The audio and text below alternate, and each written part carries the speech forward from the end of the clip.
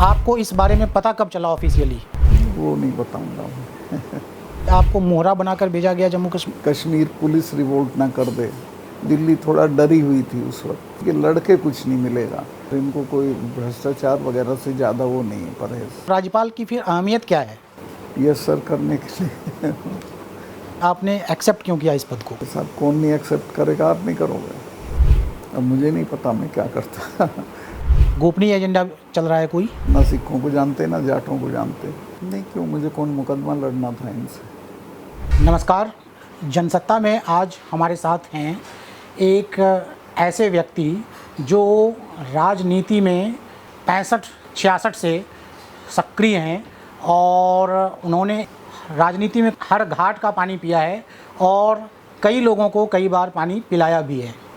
उन्होंने college life से राजनीति शुरू की और भारतीय क्रांति दल, फिर लोक दल, जनता दल, कांग्रेस, भाजपा होते होते पार्टी से लेकर गवर्नर तक के पद पर पहुँचे और इस बीच कई बार लोकसभा और राज्यसभा के सांसद भी रहे। मलिक साहब, स्वागत है आपका। सबसे पहले तो आपसे यही सवाल होगा कि बतौर राज्यपाल आप करीब 35 महीने में 4 राज्य घूम लिए। मेरे ख्याल से शायद पहला मौका होगा जब इतने कम समय में राज्यपाल का इतनी बार तबादला हुआ। सरकारी अफसरों के पर जी, तो आपके लिए सबसे ज़्यादा चैलेंज कौन सा स्टेट रहा? सभी चैलेंजिंग होते हैं और कोई चैलेंजिंग नहीं होता। सबसे ज़्यादा चैलेंजिंग तो लगता था कि कश्मीर होगा, लेकिन कश्मीर सबसे स्मूथ रहा। मुझे पूरे अपने कश्मीर के टर्म में एक गोली नहीं फायर कराना पड़ी। 370 हटने में भी पीसफुल, लोग कहते थे खून के दरिया बह जाएंगे, ये हो जाएगा, वो हो जाएगा, कुछ नहीं हुआ, सब स्मूथली हो गया। तो जब कश्मीर आपको भेजा गया तो क्या आपको ये पता था कि आप 370 हटाने के लिए, मुझे अंदाज़ था, ज़मीन तैयार करने के लिए आपको भेजा जा रहा है? अंदाज़ था, बताया नहीं गया था? ना बताया नहीं गया था। तो आपको इस बारे में पता कब चला ऑफिशियली? ऑफिशियली तो मुझे जिस दिन ये हट रहा था उसके थोड़ा पहले ही चला। थोड़ा पहले मतलब कितना पहले? वो नहीं बताऊंगा। कुछ दिन, कुछ घंटे? कुछ दिन पहले पता चला। तो आपको इसमें कंसल्ट किया गया था कि हम ऐसा कर रहे हैं? खुद चूँकि बीजेपी में था मैं जी, बीजेपी का एक घोषणा पत्र था, बीजेपी बोलती रही थी, तो कोई कंसल्टेशन की ज़रूरत ही नहीं थी। ये अंडरस्टूड था कि मैं इसको सपोर्ट करूँगा। नहीं वो तो अंडरस्टूड था, बट प्रोसेस जब इम्प्लीमेंट हो रहा है तो उसमें आप, चूँकि आप उस समय गवर्नर थे, इम्प्लीमेंटेशन में तो उसको हटना ही मेरी चिट्ठी के बेसिस पे था। तो मैंने चिट्ठी भेजी होम मिनिस्टर को, होम मिनिस्टर साहब ने उसको राज्यसभा में पेश किया, उसके बेसिस पे वो हटा। तो उसमें ये आपको क्लियर था कि क्या क्या होने जा रहा है, मतलब स्टेट का बाइफर्केशन शुरू से मालूम नहीं था, लेकिन उस दिन तो बाइफर्केशन का मुझे मालूम हो गया, उसी दिन हुआ जिस दिन हुआ ये। उसके पहले आपको बाइफर्केशन का मालूम नहीं था, तो बतौर गवर्नर आपने उसको चुपचाप मान लिया? नहीं, वो उसके बहुत आयाम हैं। अगर आप सोचेंगे बाइफर्केशन इसलिए करना पड़ा, जो मेरा अंदाज़ है जी, इनको ये था कि कहीं कश्मीर पुलिस रिवोल्ट ना कर दे। तो यूटी होती है तो उसमें पुलिस सेंटर के अधीन होती है, यूटी नहीं होती है तो पुलिस सेंटर के अधीन नहीं होती है। तो शायद इस दृष्टि से यूटी बनाना पड़ा। और उसमें अमित शाह साहब का बयान है पार्लियामेंट में, उन्होंने कहा कि हम बहुत जल्दी रेस्टोर करेंगे स्टेटहुड जी। और मेरी ये राय है कि इमीडिएटली कर देना चाहिए, चूँकि स्टेटहुड ख़त्म करना ज़्यादा हर्ट किया है। आपका ये मानना है कि इस वजह से बाइफर्केशन हुआ? कारण मेरा अंदाज़ है, मुझे आपको बताया नहीं गया कि हम क्यों कर रहे हैं? आपने पूछा भी नहीं? मैंने पूछा। तो आपको लगा नहीं कि जब आपके लिए एक अनप्रेसिडेंटेड था, फिर भी आपने बिल्कुल नहीं पूछा? कोई पूछने की ज़रूरत ही नहीं थी, मैं उसके पूरे नतीजे जानता था कि क्यों हो रहा है। नतीजे जानते थे? नतीजे मतलब क्या? नतीजे यही कि इनको ये थोड़ा, दिल्ली थोड़ा डरी हुई थी उस वक्त। मैं तो नहीं डरा हुआ था। किस तरह का डर? यही कि पुलिस रिवोल्ट कर देगी, ये हो जाएगा, वो हो जाएगा, कुछ नहीं हुआ। हाँ, मैंने वहाँ काम कर रखा था, मैंने वहाँ जनता में एक सेंस ऑफ फैटिग डाल रखी थी कि लड़के कुछ नहीं मिलेगा। तुम्हारे 250 लड़के हैं, हिंदुस्तान की फ़ौज दुनिया की दूसरे तीसरे नंबर की फ़ौज है, लड़ाई से क्या ले लोगे, बातचीत से तुम्हें सब कुछ मिल जाएगा। और ये नेताओं के बच्चे तो लंदन पढ़ रहे हैं, तुम्हारे बच्चे मरते हैं, क्यों मरवाते हो? तो लोगों की समझ में आ गया था। तो इसका मतलब ये है कि आपको लग रहा था कि कुछ नहीं होगा और सेंटर ने इस डर से बाइफरकेट किया आपके अनुमान के हिसाब से कि पुलिस रिवोल्ट कर देगी। ये भी मैं हाँ, अनुमान आपका अनुमान भी नहीं मैं पक्का कहना चाहता। तो ये संदेश नहीं देता कि आपके और सेंटर के बीच में कोई विश्वास की डोर थी नहीं? विश्वास का इसमें कोई सवाल ही नहीं था। मैं I was there to implement their agenda. नहीं, जैसे सवाल ये है कि अगर आप ये कहे होते कि अगर आपको ऐसा डर है कि पुलिस रिवोल्ट करेगी तो कुछ नहीं है, कुछ नहीं होगा, ये गारंटी मैं लेता हूँ बतौर गवर्नर। मेरे से कहा नहीं किसी ने कि ये डर है।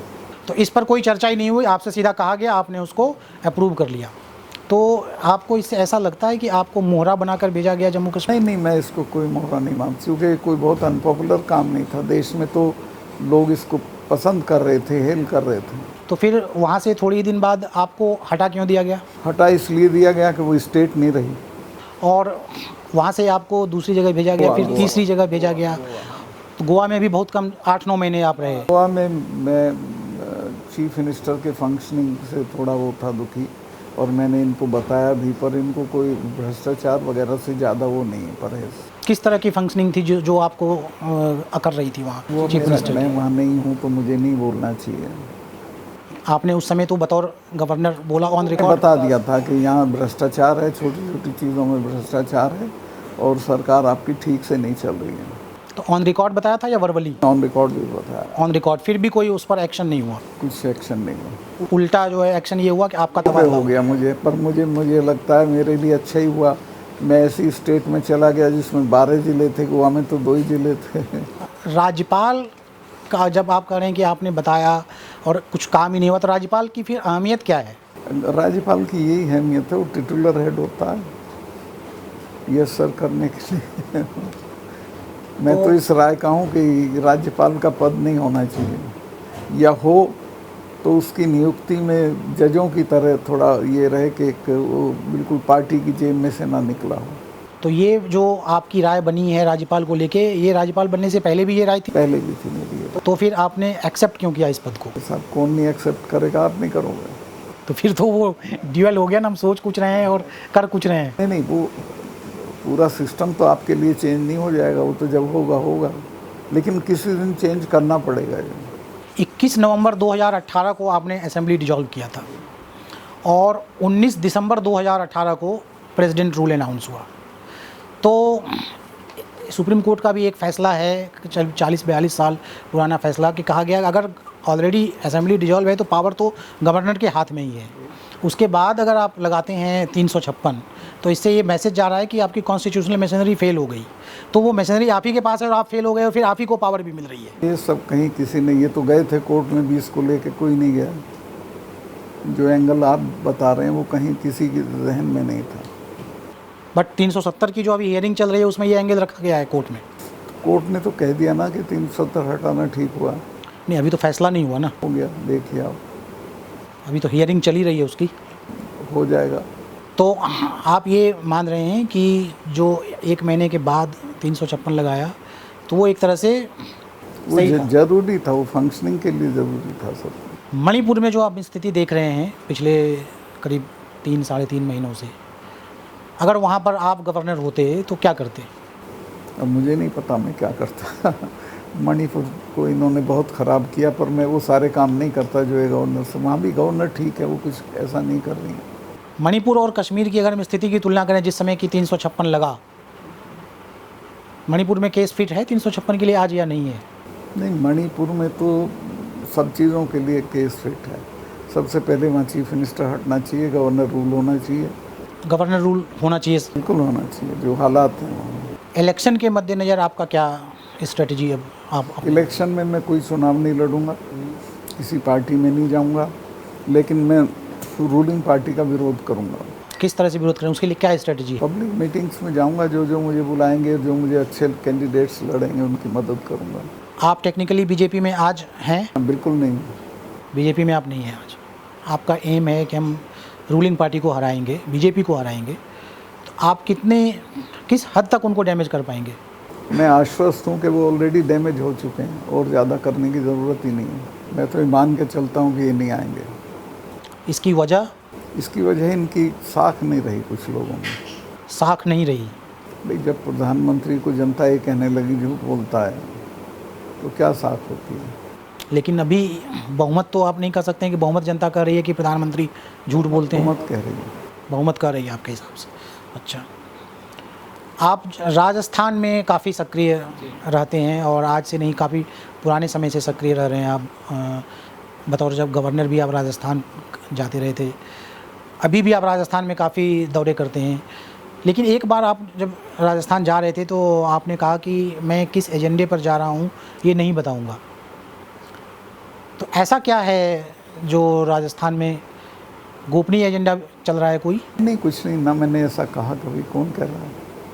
आपके हवाले से बयान आया होगा, कोई एजेंडा नहीं है वो तो। मैं जनरली, चूँकि वहाँ एक जाट पॉपुलेशन बहुत है तो पब्लिक मीटिंग्स जाटों में बहुत रहीं, और किसानों वाले पे चूँकि मैं मुखर था, बोल दिया था, तो किसान जितने किसानों के जलसे होते थे वो बुलाते थे, इसलिए जाता था।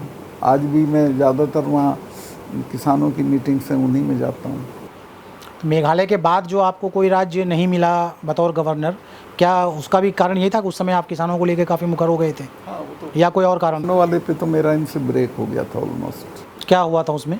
उसमें मैं गया था पीएम से मिलने और मैंने कहा साहब पढ़े हैं 4 महीने से, इनसे बात कर लीजिए। लेकिन उस वक्त वो बहुत ऊपर थे, उन्होंने कहा चले जाएंगे सतपाल, कोई बात नहीं। तो मैं कहा साहब ये जानते नहीं, अब ना सिखों को जानते ना जाटों को जानते, ये तब जाएंगे जब आप चले जाओगे। फिर तो माफ़ी मांग के वापस किए कानून। तो उसके बाद से ही आपके संबंध तल्ख हो गए? हाँ, वो तो नेचुरली हो जाने। क्योंकि आप 2004 में बीजेपी में आए और उसके बाद से लगातार आपको कोई ना कोई पद बीजेपी में भी मिलता रहा लगातार। पद का मेरे कभी जीवन में पद का कोई इशू नहीं रहा मेरे लिए। पद हो ना हो, अगर मेरा सेटिस्फेक्शन है तो मैं रहूँगा, नहीं है तो नहीं है। नहीं, मेरा कहने का मतलब ये था कि 2004 से लगातार आप पर पार्टी जो है कोई ना कोई जिम्मेदारी देती रही, लेकिन मेघालय के बाद वो ब्रेक लग गया। वो ब्रेक तो मेरा टर्म ख़त्म हो गया तो ब्रेक लग गया, और मैं ये भी महसूस करता था कि अब मैं इनके साथ काम नहीं कर सकता। अच्छा, तो वो किस पॉइंट पे ऐसा लगा आपको? किसानों वाले थे, वहीं पर वो ब्रेकअप हुआ? उसको महसूस कर गए कि इनको क्यों बोलना चाहिए था। मैं 10 दिन सोचा उस पर बोलूँ कि ना बोलूँ, और मुझे तमाम तरह की बातें लोगों ने समझाई कि नहीं ये हो जाएगा, कल ये होगा, मगर मेरा कल कुछ नहीं, मेरा यही है जो है, मैं इसी में किसानों के लिए बोलूँगा, और यही मैं उपलब्धि मानता हूँ अपनी। एक बार आपकी मुलाकात हुई थी इस मुद्दे पर पीएम से, या एक से ज़्यादा बार? एक बार। सिर्फ एक बार? अच्छा, एक ही बार में बात बिगड़ गई। अब आपके बीजेपी नेताओं से संपर्क हैं? नहीं, मेरा कोई संबंध। बीजेपी नेताओं से कोई संपर्क नहीं होता। आपके बीजेपी के विरोध में जो पार्टी हैं उनसे, किन किन पार्टी के नेताओं से आप पॉलिटिकली? संबंध बहुत लोगों से बहुत पुराने हैं। नीतीश मेरे जूनियर थे लोक दल में, इसी तरह शरद यादव, सब लोग। लेकिन अब मैं किसी से संपर्क में नहीं हूँ। अब मैं, मेरा सिस्टम है, उसके जरिए ऑपरेट करता हूँ। कश्मीर में जब आप थे तो 2 बातें जो हैं आपकी काफ़ी चर्चा में रही और उसका काफ़ी इम्पैक्ट भी हुआ, और वो बड़े गंभीर आरोप थे। एक तो पुलवामा को लेकर जो आपने कहा, और दूसरा जो आपने कहा कि आपको 300 करोड़ रुपए रिश्वत ऑफ़र की गई थी। मैंने ये नहीं कहा कि मुझे रिश्वत ऑफ़र हुई। मैंने वो जब कैंसिल कर चुका था दोनों फाइल्स, तब ये बताया गया कि इसमें इतना रुपया इन्वॉल्व था और फला लोग इन्वॉल्व थे। वो मैंने प्रधानमंत्री जी को बता दिया था। तो मतलब आपके डिसीजन लेने के बाद ये आपको पता चला कि इसमें जो है? डिसीजन लेने के दौरान ही पता चला। देखिए, 2 चीज़ें थीं। एक इंश्योरेंस का मामला था और एक पावर प्रोजेक्ट था। दोनों में इरेगुलरिटीज़ थी जो माना उन्होंने भी, जिनके उसमें इंटरेस्ट थे। लेकिन दोनों में मुझे बताया गया कि इनमें इतना इतना रुपया इन्वॉल्व है, फला आदमी इसमें इंटरेस्टेड है। उनका मैंने इशारा भी पीएम को कर दिया था। लिखित या मौखिक? मौखिक। मौखिक। इस बारे में लिखित आपने कुछ नहीं बताया? लिखित की ज़रूरत नहीं होती। ज़रूरत नहीं होती। इस पर इंक्वायरी भी हो रही है? पता नहीं किस पे हो रही, लग रहा है मुझे तो इंक्वायरी मेरे पे ही करेंगे, ये उन पे तो करेंगे नहीं जिन पे करनी चाहिए। आपसे इसी मसले में एक बार पूछताछ हुई है ना अभी सीबीआई से? मसले पे हाँ, पूरे 2 बार हुई है। 2 बार हुई है। तो आपको जो आप सीबीआई से क्वेश्चन आंसर हुआ, उसको देख के आपको क्या लगता है कि वो जांच सही दिशा में जा रही है या लीपापोती? कुछ नहीं करने का। भाई अगर सही दिशा में जा रही हो तो मेरे से पूछने की क्या जरूरत है, उनसे पूछताछ करो, उनसे तो हुई नहीं अभी तक जो इसमें इन्वॉल्व थे। आपने नाम बता दिया, उसके बावजूद सब बता दिया उसके बावजूद। पुलवामा के बारे में जो आपने बात बताई, आपने कहा कि आपको चुप किया गया, प्रधानमंत्री पर आपने आरोप लगाए, तो आपने बतौर गवर्नर आपको रिपोर्ट भी देनी होती होगी राज्य की घटनाओं के बारे में, इस बारे में आपने दी होगी? देखिए, मैं जिस दिन ये हुआ उस दिन पीएम को लोकेट करने की कोशिश की। वो नेशनल कॉर्बेट पार्क में शूटिंग करा रहे थे अपनी। तो मुझे बहुत देर से मिले, 5 बजे के करीब, शायद उससे भी देर में। तो उन्होंने पूछा क्या हुआ सतपाल भाई? तो मैंने कहा साहब ऐसे ऐसे हुआ, हमारे इतने जवान मारे गए और इसमें हमारी भी गलती है। तो उन्होंने मुझे कहा नहीं इस पर चुप रहिए, मत बोलिए। तो मैं समझा शायद जांच वाँच करेंगे, लेकिन वो तो उन्होंने तीसरे दिन एजेंडा बदल दिया, उसको पाकिस्तान के दिल्ली पे ला के ठीकरा फोड़ दिया, कहा कि और फिर उसमें कि हम अंदर जाएंगे पाकिस्तान में, ये करेंगे, पूरा एजेंडा बदल दिया और उसी पे चुनाव हुआ। तो ये कहीं पर आपने लिखित भी बताया कि हमारी गलती की वजह से हुआ है? सरकार के रिकॉर्ड में है कहीं पर ये बात? नहीं, सरकार के नहीं, मैं 2 चैनल को बोल चुका था, पीएम से बात जी, मीडिया में आप बोल चुके थे। और फिर मुझे डोभाल का फ़ोन आया पीएम के पास, सतपाल भाई इस पे मत बोलिए। तो आपने ऑन रिकॉर्ड ये कहीं पर नहीं? रिकॉर्ड मैंने कहीं नहीं किया। तो आपको लगा नहीं कि ये ऑन रिकॉर्ड होना चाहिए था? नहीं, क्यों, मुझे कौन मुकदमा लड़ना था इनसे। लेकिन उस समय आप कहने पर चुप रह गए और बाद में फिर आपको बोलने की ज़रूरत क्यों लगी? बाद में कोई मैं डिलिबरेटली कोई किसी एजेंडे से बोला हूँ ऐसा नहीं, वो का इंटरव्यू था, उसमें उसका जिक्र आ गया तो मैंने बोल दिया। कुछ लोग कहते हैं, आप बीजेपी में भी तो करीब 18-19 साल तो बीजेपी में रहे, कई लोग कहते हैं कि बीजेपी जो है वो आरएसएस से संचालित होती है। आपको ऐसा कभी महसूस हुआ बीजेपी में रहते हुए? नहीं, मुझे तो शुरू से मालूम आरएसएस का कैरेक्टर भी, पार्टी का भी, और मैं कोई हर रोज़ कन्फ्रंटेशन करने की स्थिति में था नहीं। अपोजिशन की सब पार्टियां खुरद-बुर्द हो गई थी, अपनी पार्टी बनाने के साधन नहीं थे अपने पास। लेकिन आप जब करें शुरू से जान रहे थे तो फिर 18-19 साल आपने कैसे गुजार दिए? नहीं, मुझे तो मेरे साथ उनका एक सम्मानपूर्ण व्यवहार था, इसलिए गुजार दिए। अच्छा, तो मतलब एक तरह से समझौता हो गया आपका सम्मान? समझौता मत कहिए कि जब मुझे वो चीज़ें आड़े नहीं आ रही थी तो मैं वो कोई एजेंडा लेता फिरता हूँ। अच्छा, व्यक्तिगत रूप से उससे आपको कोई दिक्कत नहीं? कुछ नहीं। लेकिन वैसे जो है आरएसएस का कंट्रोल पार्टी पर रहता है बहुत दूर तक। अभी देखिए आप जितनी सेंट्रल यूनिवर्सिटीज़ हैं जी, उनके सारे वाइस चांसलर आरएसएस की सिफारिश से लगे हैं, और ऐसे लोग लगे हैं जो इंटर कॉलेज के प्रिंसिपल होने लायक भी नहीं हैं। मेरे यहाँ आरएसएस के लोग आते थे, साहब इसको वीसी बना दो, उसको मैं सुनता नहीं था, तो मुझे क्या दिक्कत थी। और यहाँ से मुझे कभी नहीं कहा जाता था कि इसको बना दो, उसको बना दो। लेकिन आपके पास भी आते थे? हाँ, वहाँ आते थे लोग। सिर्फ जम्मू कश्मीर में ही या बाकी जगह भी? नहीं, जम्मू कश्मीर में। पुलवामा पर जो आपसे पीएम शाम को पीएम से बात हुई 5 बजे, जिसमें कि उन्होंने कहा आपको चुप रहने के लिए, उसके बाद इस मसले पर फिर कभी बात हुई आपकी? नहीं, कभी। बस एक ही बार फ़ोन पर बात हुई। आप जो इस तरह से काफ़ी मुखर थे, कुछ समय पहले से भी आप मुखर रहे हैं, लेकिन काफ़ी समय तक आपके ऊपर कोई एक्शन नहीं लिया गया। नहीं, एक्शन तो देखिए गवर्नर को हटाने का कोई आसान प्रावधान नहीं है, तो इनको ये हुआ कि अब इसका थोड़ा सा टाइम रह रहा है, खुद ही हट जाएगा, इसलिए नहीं लिया। मतलब आप बर्दाश्त कर लो, बर्दाश्त कर लो। ये है। पहली बार आपको कब ऐसा लगा, जब जैसे अभी आपने कहा कि 15 साल पार्टी में इसलिए बीत गए कि आपको कोई उससे दिक्कत नहीं हो रही थी, जो पहली बार आपको ऐसा किस घटना से आपको ऐसा लगा कि अब मैं यहाँ रहना? किसानों के मुद्दे पहली बार वहीं पर बात हुई, और वो वही बात थी जो आपने बताई या उसके अलावा भी कुछ और? वही थी। वही सिर्फ एक बात थी। आप जो आजकल लगातार बयान दे रहे हैं उस पर बीजेपी की तरफ से कभी कभी प्रतिक्रिया आती है। बीजेपी के कुछ नेता ये कहते हैं कि उनकी बातें ऐसी हैं जिस पर कि वो OTT के लिए वेब सीरीज़ की स्क्रिप्ट लिख सकते हैं। तो कुछ ऐसा प्लान चल रहा है आपके दिमाग में, कुछ लिखना है हमको? कुछ नहीं मेरा, मैं कोई पर्सनल एजेंडा नहीं रखता हूँ। कोई किताब लिखना चाह रहे हैं मैं लिखूँगा। कब तक का प्लान है? ये इलेक्शन के आसपास छपेगी कभी। इलेक्शन के आसपास छपेगी, तो उसमें अभी जो आपने कहा है उसका विस्तार होगा या उसके लिए कुछ ऐसी बातें बचा के रखी हैं आपने जो अभी नहीं? वो सब अलग चीज़ें हैं। वो उसमें जो भी आएगा वो बिल्कुल नया होगा। जो लोगों को नहीं पता, और मैं सच लिखूंगा।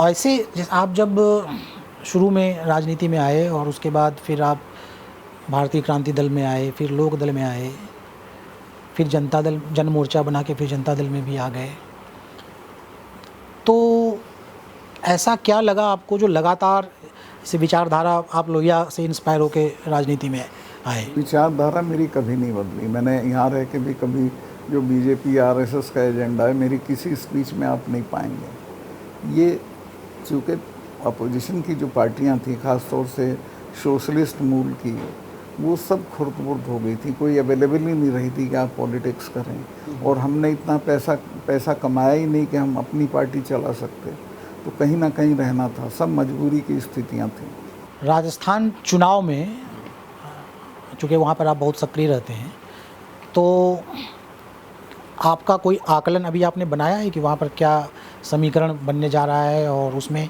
आपकी क्या भूमिका होगी? नहीं, मेरी भूमिका तो जनरली किसानों में घूम के और उनके डिससेटिस्फैक्शन को हाई पिच पे ले जाना है, ताकि इनके खिलाफ वो वोट करें। आपने आकलन अपना क्या बनाया है कि क्या उसका नतीजा निकल सकता है? स्टेट का तो अगर ये वसुंधरा को आगे करते जी। तो कुछ अच्छा परफॉर्म कर सकते थे, लेकिन अब तो दे आर डूम, कुछ नहीं होगा इनका। वसुंधरा को आगे करने का फ़ायदा उनको कैसे मिलता? वसुंधरा की पॉपुलैरिटी है। पॉपुलैरिटी है। ठीक है मलिक साहब, बहुत बहुत धन्यवाद आपका हमसे बातचीत करने के लिए।